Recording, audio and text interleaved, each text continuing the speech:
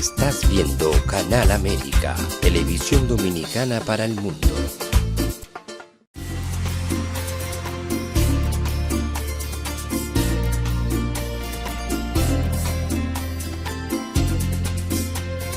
A Time for True show is sponsored by the Office of Dr. Bernard Fialkoff, a periodontal, dental implant and laser specialist in New York City, for over 40 years. Dr. Fialkoff was honored by the International College of Dentists and Pierre Fauchard, and received the Presidential Lifetime Humanitarian Honor from the White House. Call us at 718-229-3838. Sometimes life can be so damn hard, you don't know where to go. Everything keeps falling apart, yeah. You try to do your best, but only God knows that you've given everything you've got, but the world takes you down. You just keep moving on. Let your fears. Welcome to A Time for True show. I'm your host, Dr. Bernard Fialkoff, and it's a pleasure to welcome you back with us again. And many of you have been asking, how do I avail myself of the previous episodes and become a member? Well, very simple. Go to YouTube, click on A Time for Truth show, A Time for Truth show, and you hit the subscribe button. And this will enable you to get all the previous episodes, become a member, and we would love to have you as part of our community. So, having said that, let's go on with the show tonight, because we have something very important. A show about important people in the world that the world wouldn't exist without. Women and mothers, grandmothers, our daughters, the people, the human beings who bring love, discipline, and future creativity in our lives. And we're very lucky to have with us tonight, all the way from Chicago, Queen Mother Friedrica Honey Turner. And Buddha, if you will, there we go. A mother of four, Vice President at Aisha Sisterhood Incorporated, NFP, owner-operator at Honey's Prints and Honey's Incredible Edibles, and a former aviation electronics technician for the U.S. Navy. There you saw her.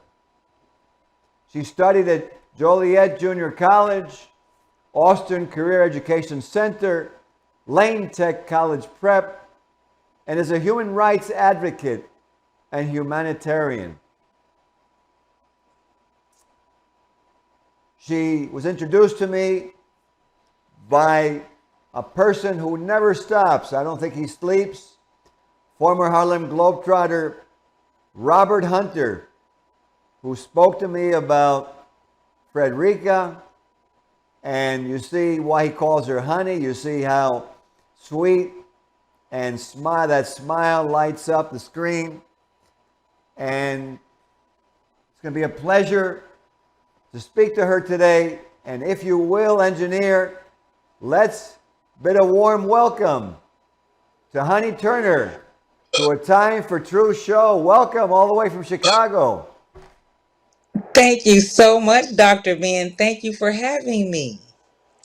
Oh, it's a pleasure, and just your smile alone makes the whole show worthwhile.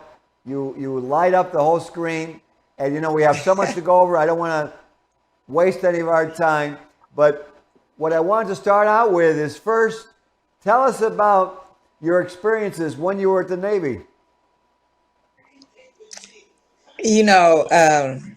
My Navy experience was wonderful. It was truly wonderful. I had about aviation electronics. I worked on F-18 fighter jets. I was part of the crew. I worked in the training command We trained the Kuwaiti Air Force, the Finnish Air Force on F-18 to how to use and operate F-18 fighter jets. So it was just a real beautiful experience for me, and the travel was amazing, Well, I can imagine. especially for I a guess you young went person. all over the world, right? Yes, yes. Amazing, And that amazing saying thing. is true. We do more before 6 a.m. than most people do all day. I can imagine. And were you what? You were what, an aircraft carrier? Yes, Well, those are like yes. floating cities, right? Yeah, it was so big. So big. And I was in the military in the 90s. And so we were just integrating women into combat situations. So that was a really different experience because the men weren't even used to having women on the aircraft carriers working side by side with them until we came. So that was fun. Well, it seems like you're an innovator and you're at the forefront in so many things, and you do so many things. I was going to ask you a question because you're a mother of four, and I know a few times when I had my kids only for an hour or so, and I was so happy when that time was done, and I was almost insane already. So, what I wanted to ask you is, aside from being a mother of four full time, how do you have the time to do all these activities that you're doing? Easy. The bulk of my children are grown and gone. I have a 28-year-old daughter, a 24-year-old daughter, a 20-year-old son, and my youngest son just turned 13 in August. So the Wow. load has gotten exponentially lighter. Um, Once the oldest two got grown and on their own, and they were kind of settled, I was able to do more for me and the community with Well, their support. My daughters, they support the Aisha Sisterhood. They show up, their hands on deck with their mom. so they share that with you then. Yes, my sons do too. This is a family thing. We work together. The mom needs some help feeding those children. If mom needs some help with violence prevention, if mom needs some help with just going out talking to the people, because even sometimes like mom just wants to go out and give hugs.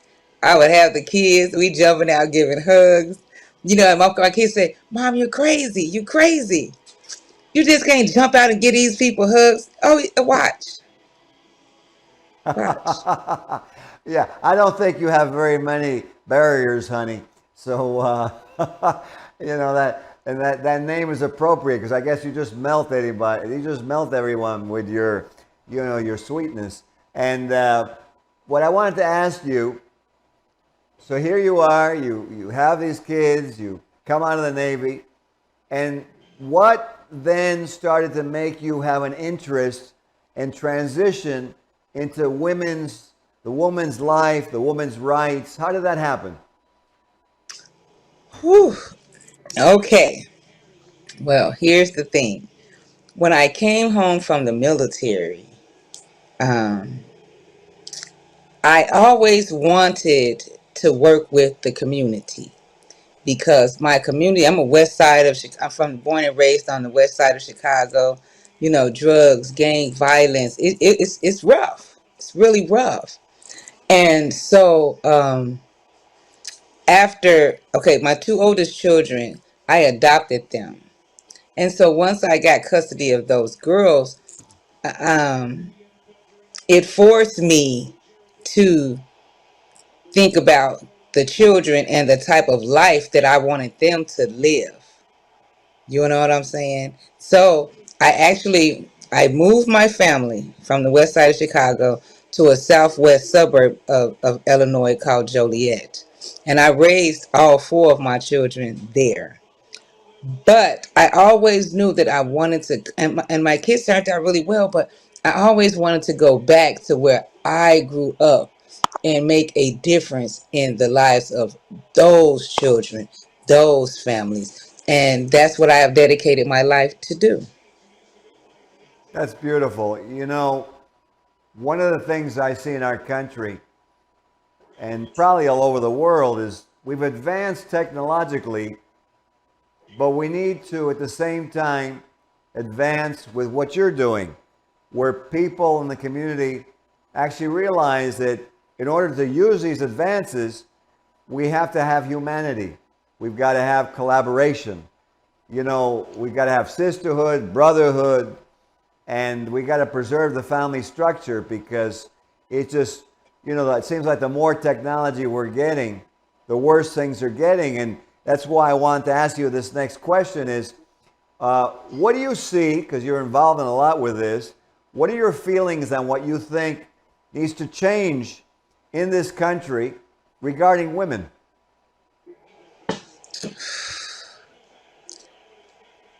A whole lot. Basically everything, especially for black women. You know, black women overall, is our mortality rate is way higher than our counterparts of all races. You know, we don't get there's no equality in the pay on any level. You know, even in sports. You know, the WNBA doesn't get paid like the NBA. You know, it just doesn't happen like that for us. So first of all, especially because a lot of women are heading households today, we definitely need financial equality. We need equality in health care. We need equality in education.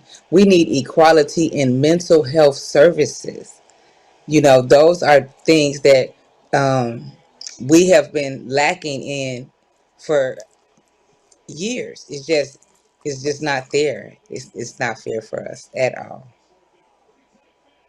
Well, At all. you know what? I think it's so important that we really support women because if you really look Yes. at it, I think a lot of the problems that we're having in our world, to me, are from a dissolution of the family structure and the ability of that mother, you know, to be in that house and to really guide and give love to these kids because, you know, I know with my own mother, you know, the fact that she was there and boy, she wasn't bigger than me, but if she said if she said something, I listened.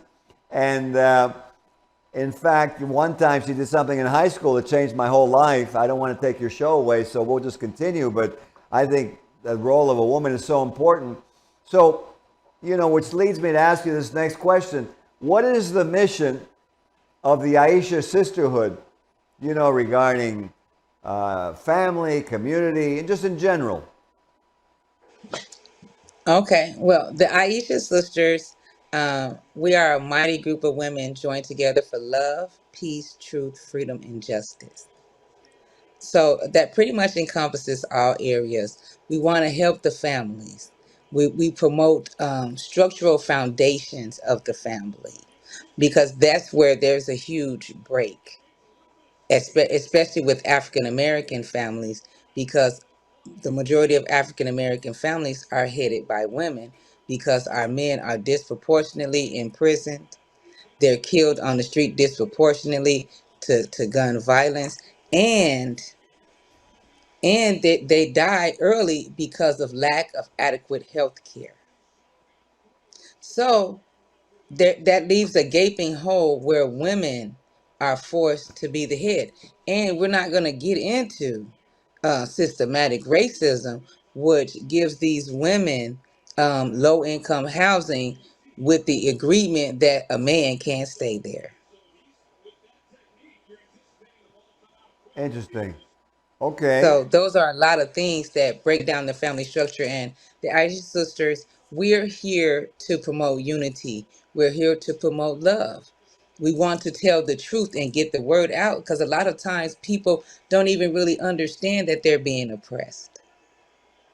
because the impression is so subtle. Right. You Or know, they've you have got some they women out here that are, and I'm not knocking anyone, but you know, you have some women out here that are willing to say, you know, forget this man, forget my leader, forget my king. I'm gonna go take this $80 a month apartment. You know what I'm saying? And let these people come in every 6 months and make sure that nobody's here under the pretense of an inspection. So, yeah. you know, we just want to create awareness and be of an assistance. Well, you know, what you're saying makes a lot of sense because there's a word that I think sometimes we don't look at, and that's called personal pride. You know, to have esteem, to have self-esteem. And you hit on something that I think is so important because, you know, we're trying to figure out how to solve things, but we don't look at something basic, that how does someone feel about themselves? How does someone feel about what you're saying, their ability to move forward or to have security? Because, you know, if you don't have security, you know, you're going to do different things. You're going to live life differently. So I think what you're saying makes a whole lot of sense. And, you know, I wanted to ask you something is, because I know you're also very big in this, and Mr. Hunter mentioned it, that you're quite upset about what's going on with drugs in the country. Is that true? Of course. You know, that's a real a heavy that's a real heavy issue for me. Um, First of all, I don't know any African Americans growing no poppy. You know what we don't grow poppy. It's not us.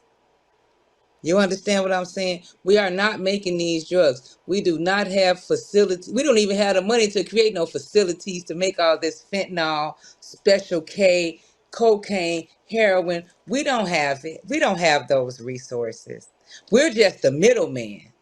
Okay? We're the middleman. And what happens is the people on the other end, nothing happens to them. The middleman gets caught in the crap. And now we have black men disproportionately in jail for crimes that their white counterparts would get way less time because of the way that they scheduled cocaine and crack. You know, then you got these black men.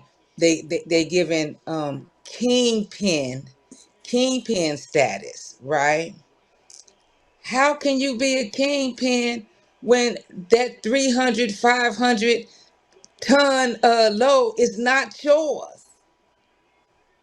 How? How? And you know, they made that big old deal about arresting Pablo Escobar.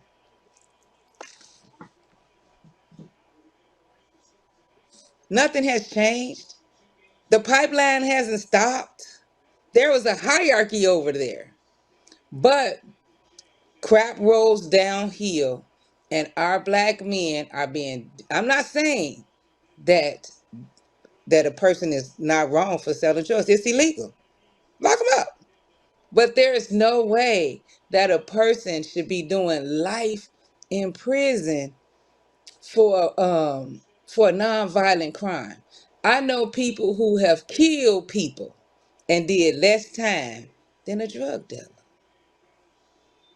Like literally killed them. The disparity is not.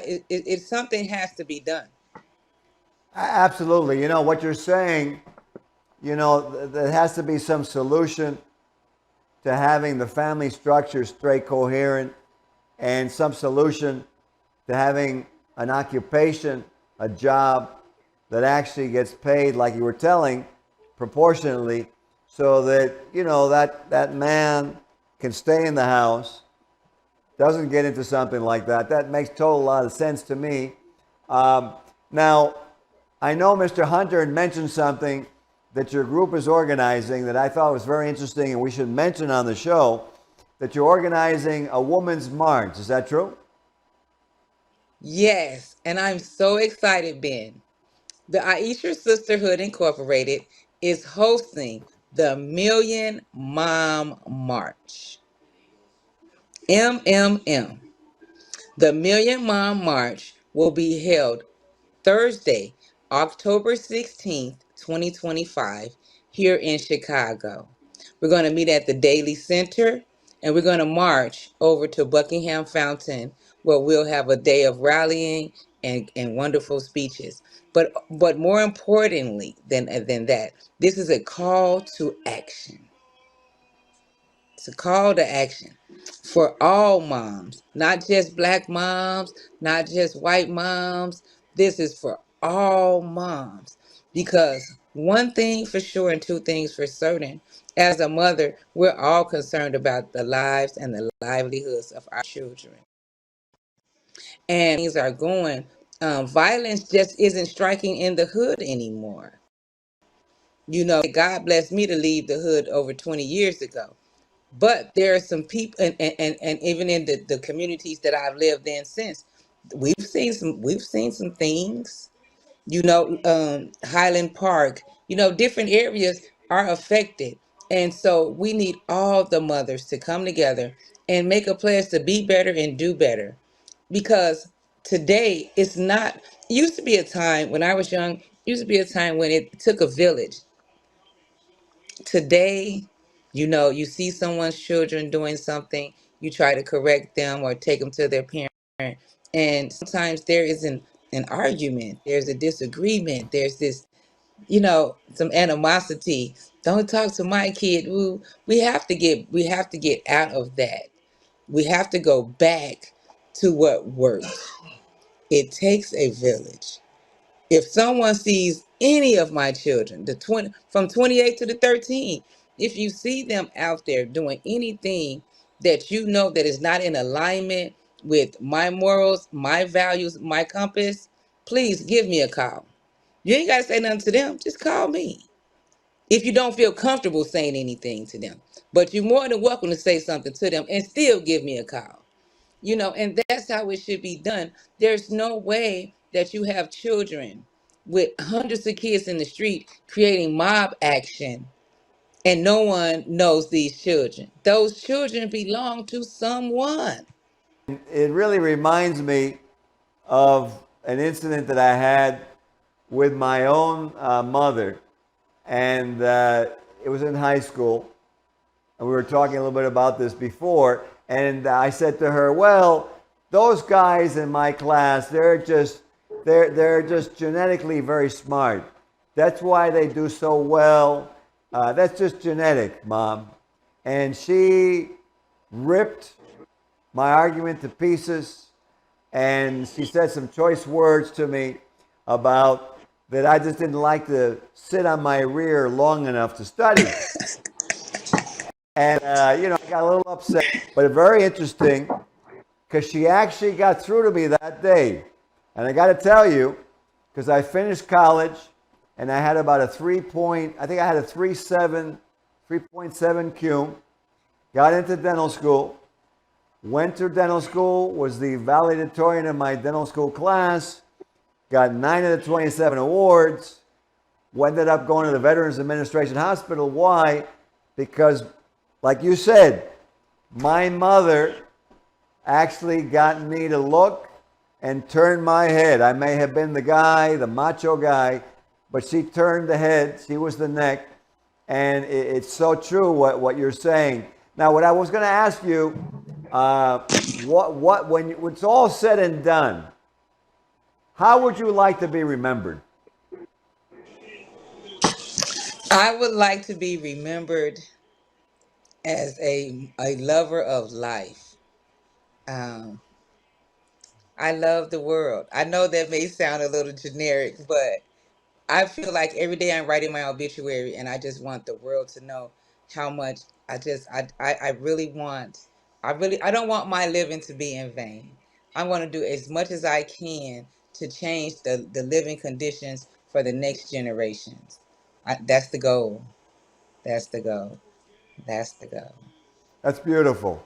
Well, you know what? I think that's an awesome goal. And now we only have about a half a minute left in the show.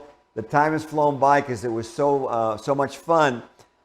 What would you like to leave with our viewers? What message do you want to get across to them and say, okay, this is what I think we need to do? Go ahead. Okay, well, this is what I think we need to do. I think everyone needs to go to www.aishasisterhood.org. Okay, get on board, donate. We need as much support as possible.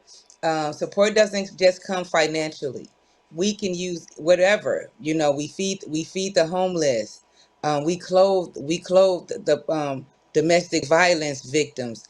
Any donations, whatever you can do to help us to help someone else, would be greatly appreciated. The world needs help, and we're just vessels. So help us to continue to do our mission, fulfill our mission. Absolutely. And now what? www.aishasisterhood.org. Okay, Aisha Sisterhood.org. That's what I wanted to ask you, how they would contact you. So there you have it. And I think it's a great plan, a great concept, and it's important for our world. Let's take all the advances we have technologically, let's add this humanity, that Honey is talking about, that her group, Aisha Sisterhood, is going to bring. Let's bring people together. Let's unite around our families. Makes a whole lot of sense. Chicago, you said 2024? 25. 2020. And what day in 2025? October 16th, 2025. October 16th. There we go. October 16th, 2025 in Chicago. Be part of the Million Mother March. Let it be said that on that day in history, the world became secure, happy, and flourished and prospered. Thank you so much, honey. Thank you so much for having me, Dr. Ben. It's been a pleasure. Likewise, and for those of you watching, let's make a better world. Have a great night. Good night. This show was sponsored by A Time for Truth Foundation Incorporated as a community service.